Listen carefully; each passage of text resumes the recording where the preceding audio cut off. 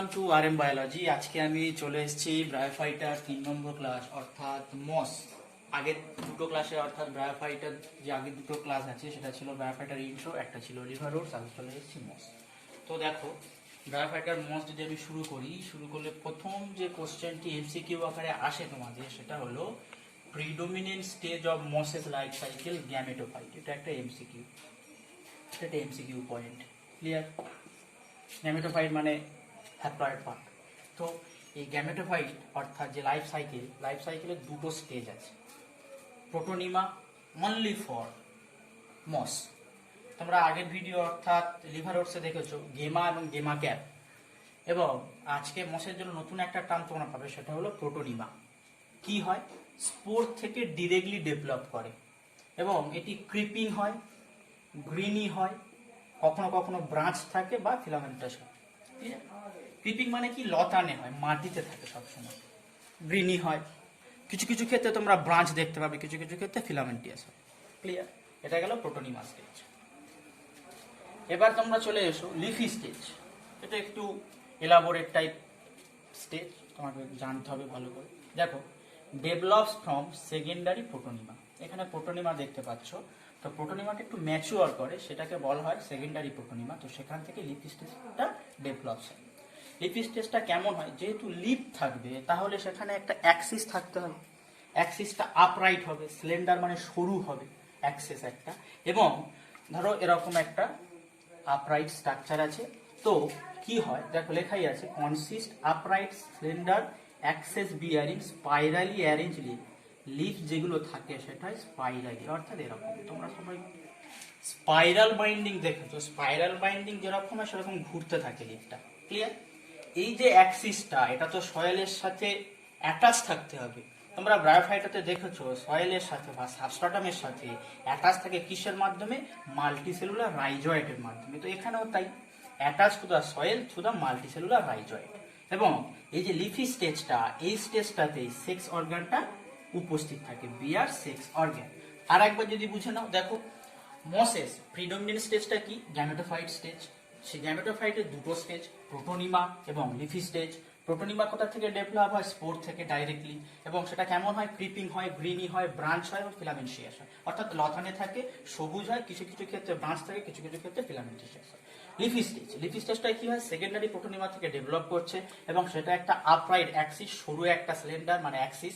সেখান থেকে যে লিফগুলো থাকে সেগুলো স্পাইরালি অ্যারেঞ্জ হয় অ্যাক্সিস বরাবর, এবং যে অ্যাক্সিসটা থাকে সেটা সাবস্ট্রাটাম বা সয়েলের সাথে অ্যাটাচ থাকে কিসের মাধ্যমে? মাল্টিসেলুলার রাইজয়েটের মাধ্যমে। এবং এই লিফি স্টেজটাই সেক্স অর্গানগুলোকে বিয়ার করে। আমি সবসময় তোমাদের বলেছি ব্রায়োফাইটের যে 3টে ক্লাস তোমরা আজকে চলছে, তার আগের যে 2টো ক্লাস হয়ে গেছে, যে রিপ্রোডাকশন পার্টটা খুব ইম্পর্টেন্ট পার্ট। তো চলো সেই ইম্পর্টেন্ট পার্টটাতে আমরা ঢুকি।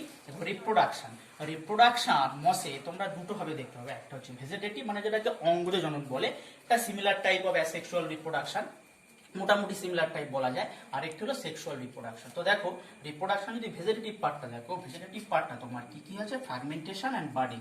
তোমরা ক্লাস 12 এর প্রথম যে চ্যাপ্টার অর্থাৎ জীবের জনন বা রিপ্রোডাকশন ইন অর্গানিজমে তোমরা দেখেছো ফ্রাগমেন্টেশন তোমার দেখা যায় স্পাইরোগাইরাতে, বার্ডিং দেখা যায় হাইড্রাতে। তো আজকে থেকে আরেকটি উদাহরণ তোমরা জেনে নাও, সেটা হলো সেকেন্ডারি প্রোটোনিমা।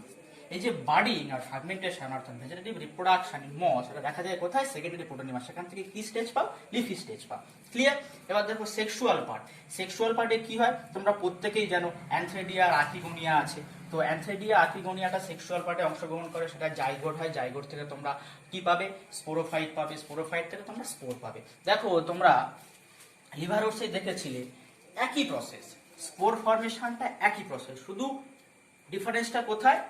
লিভারওর্টসে ছিল একটু প্রিমিটিভ টাইপ স্পোর ডিপ্রেসাল, কিন্তু তার থেকে মোর এলাবোরেট দ্যান লিভারওর্টস। যে স্পোরোফাইটোটাল পর্বটা বা স্পোর উৎপাদন, স্পোর ডিপ্রেসাল থেকে জার্মিনেশন হয়ে নিউ প্লান্ট, সেটা মসের ক্ষেত্রে কি হয়?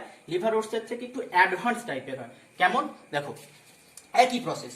এই একটা স্পোরোফাইট, তার ফুড থাকবে, সিটা থাকবে, ক্যাপসুল থাকবে। তোমার ক্যাপসুলে আগের দিনে বলেছি স্পোর ছিল। দেখো এই স্পোর গুলো আছে। এই স্পোর যদি জার্মিনেশন হয় নিউ প্লান্ট তৈরি হয়। স্পোর কি হয়? হ্যাপ্লয়েড। তো আমরা প্রত্যেকেই জানো হ্যাপ্লয়েড পার্ট আমাদের আনতেই হবে। তাই জন্য আমাদের কি হয়? স্পোরোফাইট থেকে স্পোর মিওসিসের মাধ্যমে তৈরি হচ্ছে, মিওসিসের মাধ্যমে তৈরি হয়ে কি হলো? স্পোর হয়ে গেল। যদি আর একবার বুঝতে যাও সেক্সুয়াল পার্টটা, সেটা দেখে নাও antheridia, archegonia, fuse, zygote, zygote থেকে স্পোরোফাইট, স্পোরোফাইট থেকে স্পোর, স্পোর থেকে জার্মিনেশন, নিউ প্লান্ট। এই ব্যাপারটা হলো মসেস।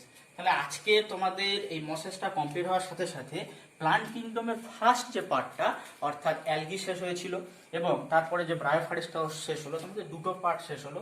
এরপরে আছে টেরিডোফাইট, জিমনোস্পার্ম ও অ্যাঞ্জিওস্পার্ম। পরবর্তী ভিডিওতে আমি আস্তে আস্তে ওই তিনটে নিয়ে আলোচনা করবো। আজকে এটা তোমরা দেখে নিতে পারো, এটা খুব শর্ট টাইপের একটা ভিডিও তোমরা পেলে, দেখো দেখে নাও একটু ভালো করে। পুরোপুরি লিভারওটসের মতোই, শুধু ডিফারেন্সটা কোথায়, এর প্রোটোনিমা আছে, এর যে স্পোরোফাইট ফরমেশনটা বা স্পোর ডিসপেজালটা মোর এলাবোরেট দ্যান লিভারওটস। ক্লিয়ার? এই দুটো মোটামুটি খুব ইম্পর্টেন্ট ডিফারেন্স এইটা ক্ষেত্রে। আর এটার ক্ষেত্রে একটা ইম্পর্টেন্ট কোশ্চেন আসে যে predominant stage of life cycle in moss, এটা হচ্ছে গ্যামেটোফাইট। ক্লিয়ার? আজকের ভিডিওটি এই পর্যন্ত। যদি ভিডিওটি ভালো লাগে লাইক, কমেন্ট, শেয়ার করে পাশে থাকবে। Stay safe, stay home. Thank you.